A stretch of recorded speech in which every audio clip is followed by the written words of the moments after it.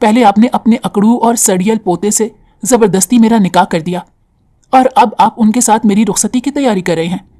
आप एक ही बार क्यों नहीं मुझे पंखे से लटका देते? आपके पोते के साथ रहने से तो बहुत अच्छा है कि मैं खुदकुशी कर लूं।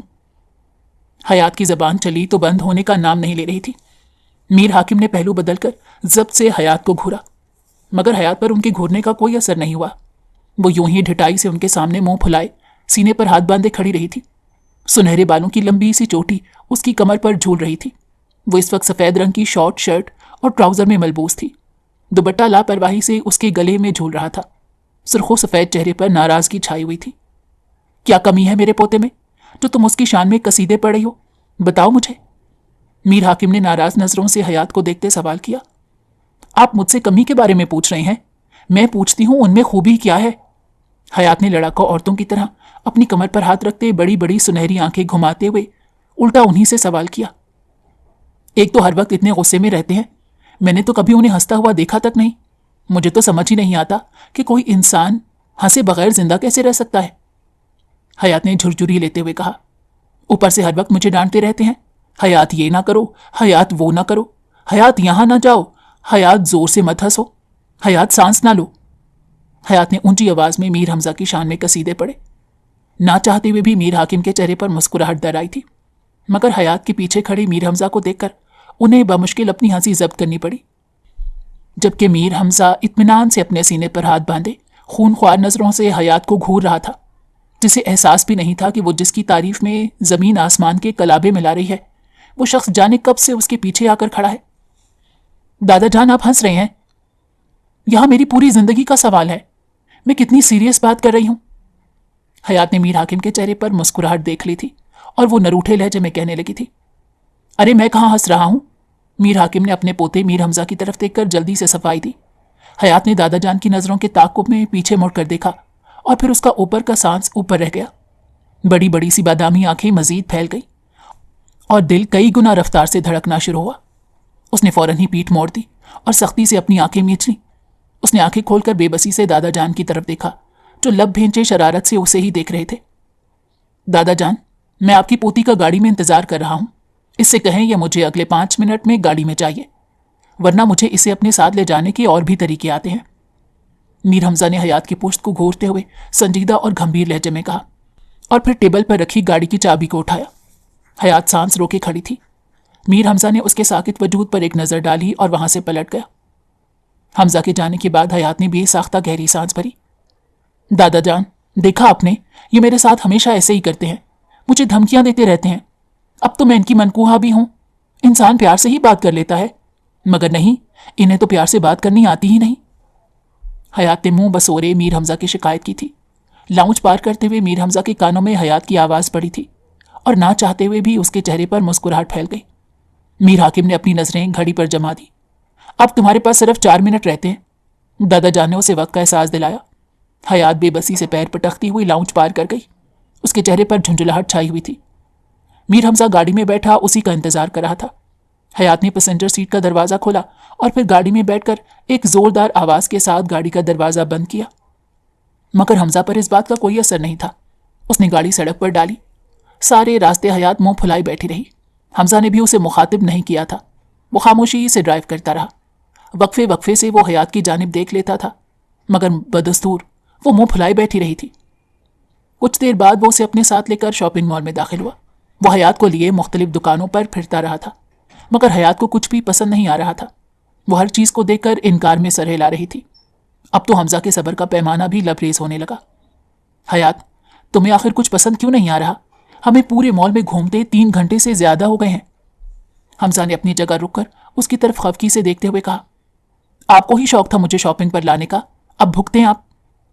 हयात ने लापरवाही से कंधे उचका दिए और एक ड्रेस निकाल कर देखने लगी। हमजा ने जब्त से दांत पीसते उसे घोरा। वो जानता था कि हयात ये सब कुछ जानबूझ कर रही है। वो उसे तंग करना चाहती थी। हमजा ने हयात के हाथ से ड्रेस लेकर वापस उसकी जगह पर रखा और फिर उसका हाथ थामकर आगे बढ़ा। इस शॉपिंग मॉल की दूसरी मंजिल पर पहुंचकर वो एक बड़ी सी डिजाइनर स्टूडियो के सामने जाकर खड़ा हुआ। अब अगर तुमने यहां से शॉपिंग नहीं की तो आज पूरा दिन तुम यहीं रहोगी, घर जाने का सोचना भी मत। हमजा ने सख्त लहजे में उसे धमकी दी और उसका हाथ थामे उसे अपने साथ लिए अंदर दाखिल हो गया। वो डिज़ाइनर स्टूडियो उसके दोस्त का था। वहाँ मीर हमज़ा को सब जानते थे। वो इससे पहले अपने दोस्त से मिलने काफ़ी बार वहाँ आ चुका था। जी सर, हम आपकी क्या मदद कर सकते हैं? स्टाफ ने आगे बढ़कर शाइस्ता लहजे में दरियाफ्त किया, जबकि हयात खामोशी से मुंह बनाए खड़ी रही। आप हमें कुछ अच्छे अच्छे ड्रेसेस दिखा दें और कुछ एक्सेसरीज भी, शादी की शॉपिंग करनी है। मीर हमज़ा ने मुस्कुराते हुए कहा। हयात को वो इस वक्त मुस्कुराता हुआ सख्त जहर लग रहा था। हयात ने उसके हाथ से अपनी कलाई छुड़ाने की कोशिश की थी, मगर हमज़ा की गिरफ्त उसकी कलाई पर मजबूत थी। उसी वक्त हमज़ा की जेब में रखा मोबाइल फ़ोन बजने लगा। उसने फ़ोन निकाल कर देखा तो उसकी एक अहम कॉल थी। वो एक कॉल के ज़रिए मीटिंग में शरीक था। वो आज हयात को शॉपिंग करवाने के लिए ऑफिस नहीं जा सका था। उसका ख्याल था कि वो हयात को शॉपिंग करवा कर चला जाएगा, मगर पिछले 3 घंटों से हयात ने उसे सही ख्वार किया हुआ था। उसने अब तक एक भी चीज़ नहीं ली थी। हयात, मेरी एक बहुत अहम कॉल है। मैं जब तक ये कॉल ख़त्म करके नहीं आता तुम अपनी शॉपिंग कंप्लीट कर लो। अगर तुमने अब भी शॉपिंग नहीं की तो नताइज की जिम्मेदार तुम खुद होगी। हमज़ा ने उसे धीमी आवाज़ में धमकी दी और हयात ने गुस्से से घूरा। हमज़ा हयात को वहीं छोड़कर अपने दोस्त के ऑफिस में चला गया। उसकी मीटिंग कुछ ज़्यादा लंबी हो गई थी। उसने घड़ी में वक्त देखा तो उसे तकरीबन 1.5 घंटा गुजर गया था। वो फ़ोन बंद करके उठ खड़ा हुआ। अब उसे हयात की फिक्र हो रही थी। वो बाहर आया तो हयात उसे काउंटर के पास ही खड़ी मिल गई। काउंटर पर बैग्स का ढेर लगा हुआ था। उसने सताइश से अबरू उचकाकर हयात को देखा, जो मुस्कुराते हुए इसे ही देख रही थी। That's like a good girl. लगता है मेरी धमकी का असर हो गया, हमज़ा ने उसे चिढ़ाने वाले लहजे में कहा, मगर हयात अब भी इत्मीनान से खड़ी मुस्कुरा रही थी। सेल्स गर्ल ने सारा सामान पैक करके बिल हमज़ा की तरफ बढ़ा दिया।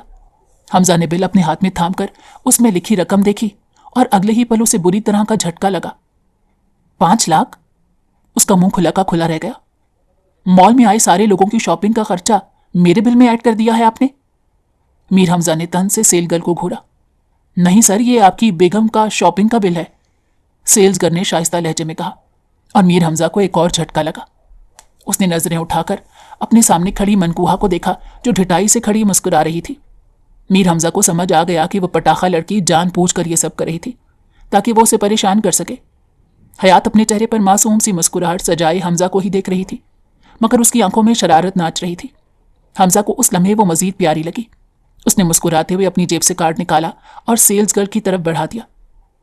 तुम्हें और भी कुछ चाहिए तो तुम ले सकती हो, हमज़ा ने उसके करीब पहुंचकर मुस्कुराते हुए कहा। और हयात को एक झटका लगा। वो तो गुस्सा होने के बजाय इससे मजीद मोहब्बत से बात कर रहा था। हयात ने जब्त से अपनी मुट्ठियां भींच ली। मुझे शॉपिंग के बाद शोरूम ले जाएं, एक अदद फॉर्च्यूनर भी खरीदनी है। हयात ने एक और बार ट्राई किया। क्यों नहीं जान, अगर तुम आज ही रुखसती करवाने पर राजी हो तो मुंह दिखाई में तुम्हें फॉर्च्यूनर भी मिल जाएगी। मीर हमज़ा ने उसकी जानिब झुकते उसकी आंखों में झांकते शरारत से सरगोशी की। वो हयात को मजीद तपा गया था कि हयात पैर पटकती हुई वहां से बाहर निकल गई।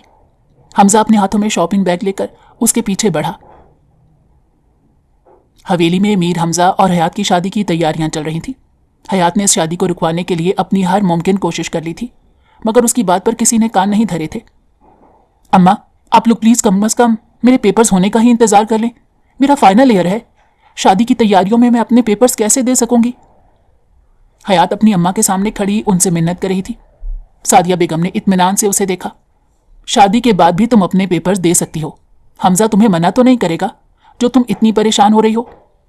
उन्होंने इत्मीनान से इसकी बात रद्द कर दी। लेकिन अम्मा, आप लोग मेरी बात समझने की कोशिश क्यों नहीं कर रहे? मैं अभी शादी के लिए तैयार नहीं हूं, आप लोग क्यों मेरे साथ जबरदस्ती कर रहे हैं?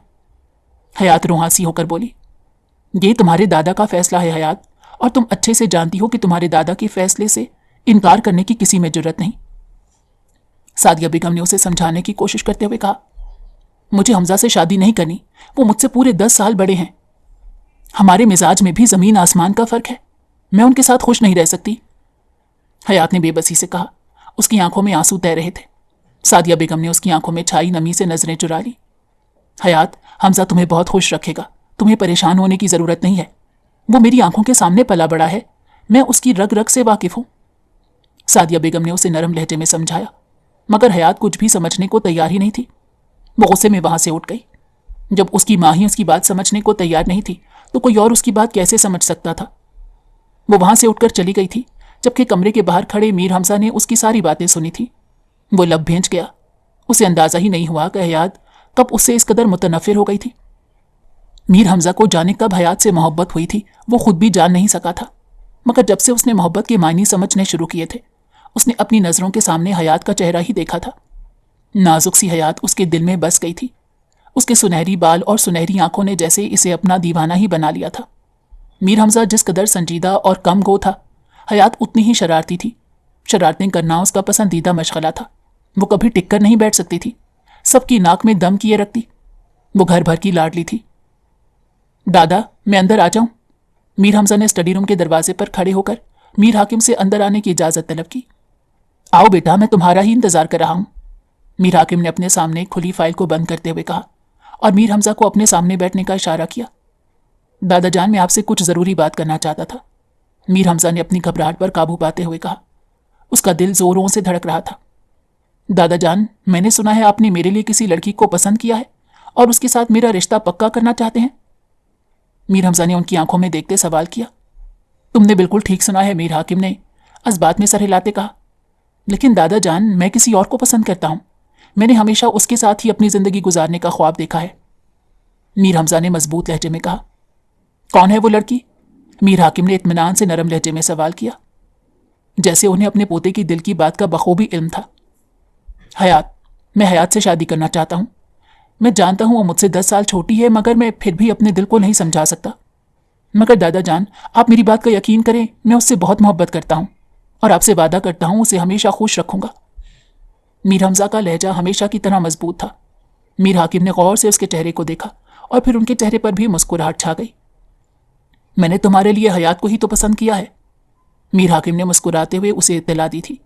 मीर हमजा ने चंद लम्हे बेयकीनी के आलम में उन्हें देखा और फिर अपनी जगह से उठकर बेख्तियार उनके गले से लगा। मीर हाकिम ने भी मुस्कुराते हुए अपने पोते को सीने से लगा लिया। तुम्हारा दादा हूं, तुम्हारे दिल की बात मुझे नहीं पता होगी तो किसे पता होगी? मीर हाकिम ने मीर हमजा की कमर पर थपकी दी। अगले ही रोज मीर हमजा और हयात का रिश्ता तय कर दिया गया और हयात तो गुमसुम बैठी रह गई। उसने तो ये कभी सोचा भी नहीं था कि मीर हमजा जैसे संजीदा और खुश्क मिजाज इंसान से उसका रिश्ता तय होगा। वो सदमे में चली गई थी।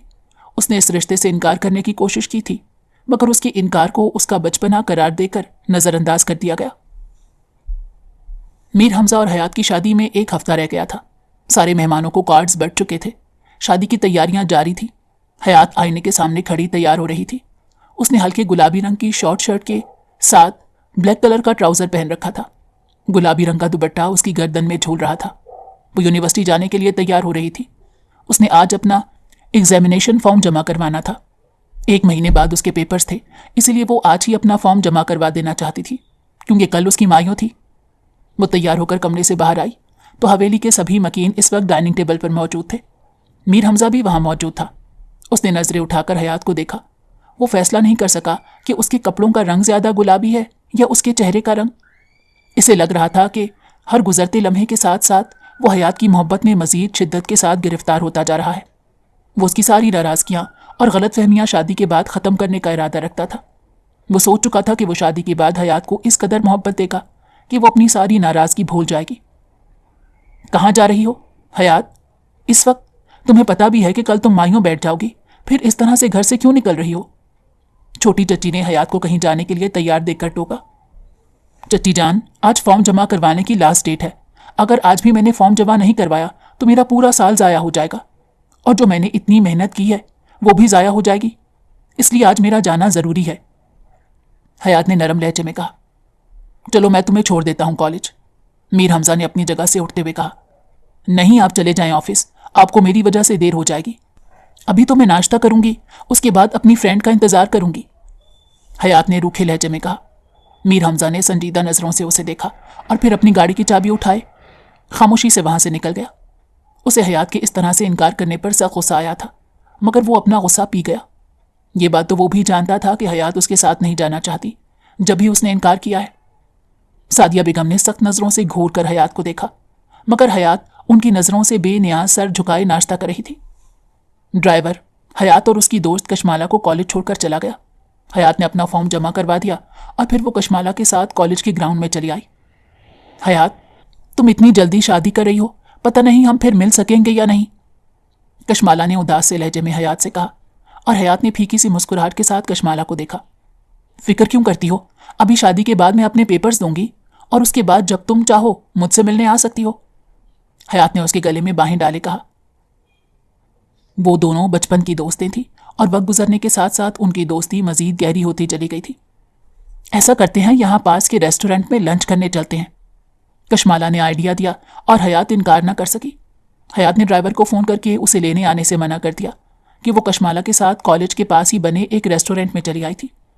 कशमाला और हयात ने खाना ऑर्डर किया और दुनिया जहान की बातें करने लगी। कुछ ही देर बाद खाना भी आ गया। खाने के बाद कशमाला उठकर हाथ धोने चली गई। उसी वक्त कोई हयात के सामने आकर बैठा। हयात ने अपने मोबाइल से नजरें उठाई तो उसके सामने कशमाला का भाई बैठा था और उसे गहरी नजरों से देख रहा था। हयात, कैसी हैं आप?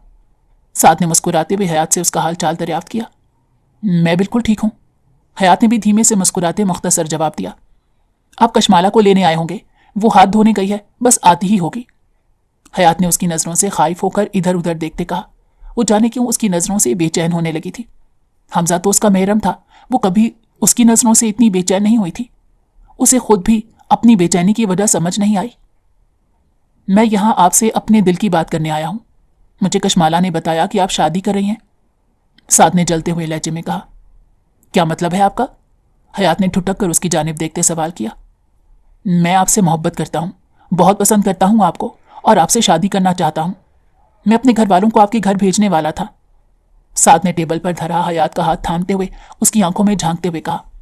उसकी बात सुनकर हयात अपनी जगह सुन सी बैठी रह गई। बेयकीनी से उसकी आंखें शिद्दत से फैल गई। वो इस कदर शॉक्ड थी कि उसे एहसास भी नहीं हुआ कि उसका हाथ इस वक्त साद के हाथ में था।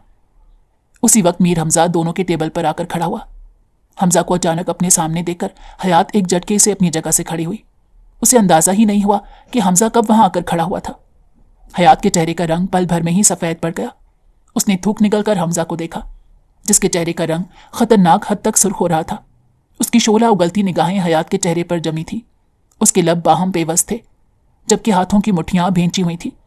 उसने हयात के चेहरे से कहर आलूद नजरें हटाकर साद को देखा, जो उसे देखकर खड़ा हो गया था। अगले ही पल हमजा ने बिना सोचे समझे साद का गिरेबान दबोचा और उसे अपने मुकाबिल खड़ा किया। यह सब कुछ इतना अचानक हुआ कि किसी को भी सोचने समझने का मौका नहीं मिल सका। क्या बदतमीजी है, छोड़ो मुझे। साद ने हमजा की गिरफ्त से खुद को छुड़ाने की कोशिश करते कहा। तू जानता है तू जिससे अपनी मोहब्बत का इजहार कर रहा है वो कौन है? हमजा सर्द लहजे में धाड़ा। मेरी बीवी है। अगर आइंदा के बाद तूने इसे नजर उठाकर भी देखा तो तुझे जान से मार दूंगा। हमजा ने साद को फर्श पर फेंकते हुए सख्त लहजे में कहा और अगले ही लम्हे हयात की कलाई सख्ती से दबोचे वो उसे अपने साथ घसीटते हुए वहां से ले गया। इस वक्त रेस्टोरेंट में रश ना होने के बराबर था। हयात किसी बेजान शय की मानिंद उसके साथ घसीटती हुई चली जा रही थी। वो हमजा की आंखों में अपने लिए बेएतबारी पड़ चुकी थी। हमजा ने गाड़ी के पास लाकर फ्रंट सीट का दरवाज़ा खोला और हयात को गाड़ी में धकेला और फिर खुद भी आकर ड्राइविंग सीट पर बैठा और तेजी से गाड़ी वहां से निकाल कर ले गया। हयात डरी सहमी बैठी हुई थी, जबकि हमजा की सुर्ख पड़ती निगाहें सामने सड़क पर जमी थी। उसने सख्ती से स्टीयरिंग पकड़ रखा था और गाड़ी को अंधाधुंध भगा रहा था। उसे समझ नहीं आ रहा था वो अपना गुस्सा कहाँ निकाले। यह सब कुछ उसकी बर्दाश्त से बाहर था। जिस लड़की के साथ उसका नाम जुड़ा था वो लड़की रेस्टोरेंट में एक गैर शख्स के सामने बैठी उसके मुंह से इजहार मोहब्बत सुन रही थी। हमजा मेरी बात सुने, अब जैसा समझ रहे हैं वैसा कुछ नहीं। हयात ने डरते डरते हमजा को मुखातिब किया।